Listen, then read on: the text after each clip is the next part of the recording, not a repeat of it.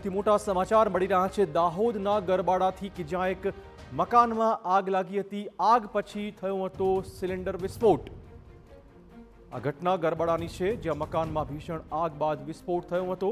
બંધ મકાનમાં આગના પગલે થયો હતો સિલિન્ડરમાં વિસ્ફોટ। આગના પગલે બાજુમાં આવેલી હોસ્પિટલને ખાલી કરાવવાની ફરજ પડી હતી। હોસ્પિટલનો સ્ટાફ અને દર્દીઓને અન્યત્ર ખસેડી દેવાયા હતા।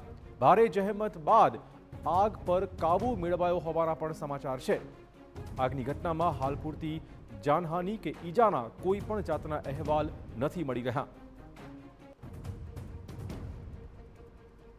દાહોદનું ગરબાડા ગામ કે જ્યાં એક બંધ મકાનમાં આગ ફાટી નીકળી હતી ત્યાર પછી સિલિન્ડર વિસ્ફોટ। આ દ્રશ્યો જોઈ શકો છો કેટલા ડરામણા છે। આ વિસ્ફોટ પછી બાજુમાં આવેલી હોસ્પિટલને પણ ખાલી કરાવી દેવાઈ હતી। વધુ વાત કરવા જોડાશે અમારા સંવાદદાતા હરીન। હરીન, શું વધુ અપડેટ?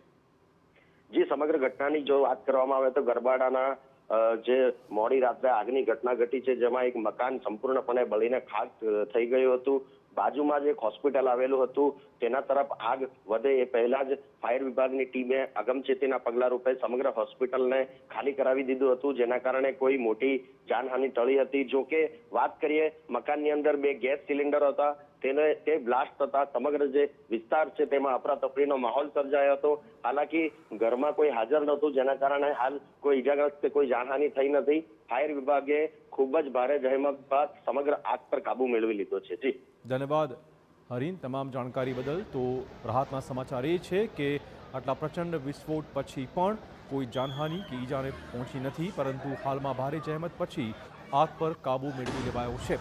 બાજુમાં રહેલી હોસ્પિટલના દર્દીઓને અને સ્ટાફને પણ અન્યત્ર સલામત જગ્યાએ ખસેડી દેવાયા હતા।